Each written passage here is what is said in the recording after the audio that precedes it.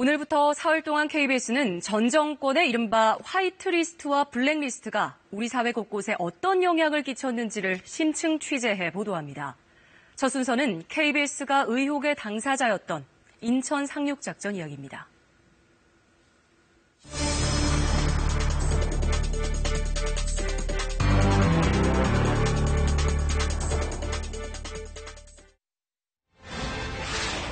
이 년 전 개봉해 700만 관객을 동원한 영화 인천 상륙작전. 공기업과 국제은행 등이 대규모 투자한 박근혜 정부의 대표적인 화이트리스트 영화입니다. 그리고 그 중심에는 KBS가 있었습니다. 영화 제작비 175억 원 가운데 KBS가 투자한 금액은 32억 원. 공영방송으로서는 이례적으로 파격적인 투자였습니다. 특별취재팀은 그 배경을 추적했고 당시 KBS 사장의 연임을 위해 투자를 했다는 증언을 확보했습니다. 먼저 김민정 기자의 보도입니다. 인천 상륙작전 제작사의 정태원 대표는 KBS의 투자 결정 당시 상황에 대해 상세히 털어놨습니다. 2015년 6월 24일 김상률 당시 청와대 교육문화수석과 새누리당 모 의원과의 저녁 식사 자리가 시작이었습니다. KBS 사장 인선이 얼마 안 남았고 뭐 그런 시기여서 아마 얘기를 했던 것 같아요. 조대원 사장님을 이렇게 이제 좌파라고 그 프레임을 이렇게 씌워서 그날 KBS 9시 뉴스에는 한국전쟁 당시 이승만 정부의 일본 망명 타진설이 보도됐습니다. 그 전화를 또 막 받으시더라고요. 그 김상률 수석이라는 분께서 그거 보라고 좌파 맞다고. 정 대표는 다음 날 평소 친분이 있던 조대현 당시 사장에게 직접 연락해 전날 대화 내용을 전하며 투자를 제안했습니다. 인천 상륙작전을 만드는데 여기에 투자를 좀 하시면 그런 누명은 좀 벗지 않으실까요? 그랬더니 그거 좋은데? 그래, 그 다음은 알아볼게. 얼마 하는데? 당시 조 사장은 연임 결정을 5개월 앞둔 상황이었습니다. 정 대표는 며칠 뒤 KBS 본사에서 20억 원, 자회사에서 10억 원을 투자하겠다는 연락을 받았다고 밝혔습니다. 그동안 영화 한 편에 많아야 수억 원 정도를 투자했던 KBS로서는 파격적인 금액이었습니다. 한 5억이나 한 10억 정도 투자 받으면 좋고 이런 마음으로 갔었으니까요. 그렇게 큰 금액을 투자하시라고는 전혀 예상하지 못했고. 조 전 사장의 결정은 연임을 위한 일종의 승부수로 보였다고 정 대표는 말했습니다. 조 사장님이 승부수를 띄운 게 아닌가. 본인이 약간 제2의 발판을 이걸로 삼으시려고 한 건 아닌가? 그런 생각? 정 대표는 다만 인천 상륙작전 투자 유치 과정에 청와대의 지원은 없었다고 주장했고 정확한 사실관계를 밝히고 싶어 인터뷰에 응했다고 밝혔습니다. KBS 뉴스 김민정입니다.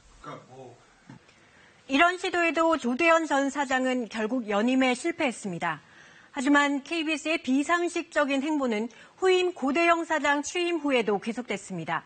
이어서 신선민 기자가 보도합니다. 인천 상륙작전 개봉을 즈음해 KBS 뉴스에선 낯뜨거운 홍보전이 시작됐습니다.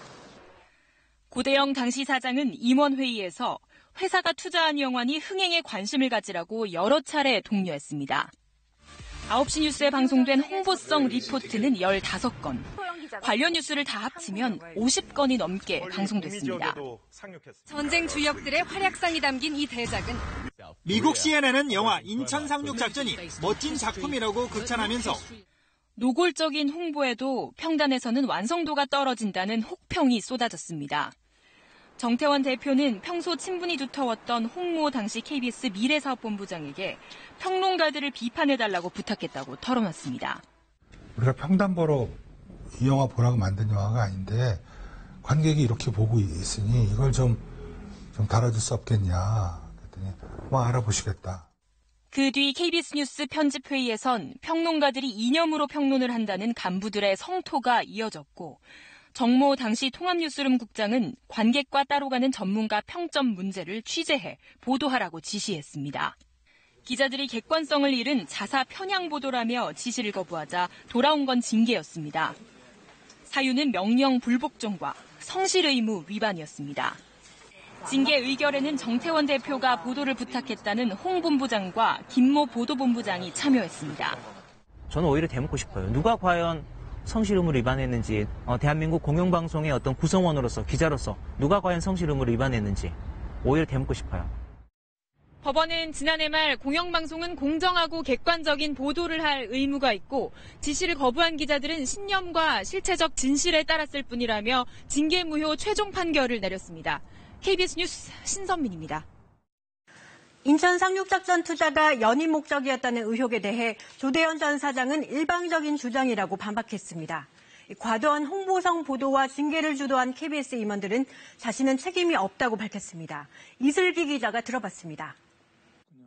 인천 상륙작전 투자가 자신의 사장 연임 목적이었다는 정태원 대표의 증언에 대해 조대현 전 사장은 공식 반론을 거절했습니다. 다만 청와대에서 자신을 어떻게 평가했는지는 모른다. 연임 목적 운운하는 건 정 대표의 견해일 뿐이라는 입장만 짧게 밝혔습니다.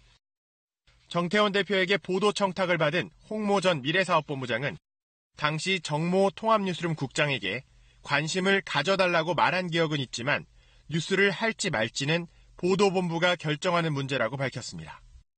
부당한 보도를 지시한 정모 국장은 회의에서 의견이 나와 취재를 지시했을 뿐이고 인천 상륙작전 관련 리포트가 많았던 건 호국 보훈의 달이 겹쳤기 때문이라고 주장했습니다. 기자들에 대한 징계를 주도한 KBS 임원들은 여전히 부당한 지시는 아니었다고 생각한다. 징계위 판단을 한번 받아보고 싶었을 뿐이다라는 입장을 밝혔습니다. 상당히 부도덕한 행위고요. 게다가 이것이 공영방송이라는 점에서는 그 투자 자체도 문제가 있는 것이고 뉴스를 사유한 그 행위 자체도 명백한 방송심의 규정 위반이다. 정치 권력의 화이트리스트 밀어주기에 법과 규정도 무시하고 스스로 몸을 낮춘 공영방송. 상처는 깊게 남았지만 책임지는 사람은 아무도 없었습니다. KBS 뉴스 이슬기입니다.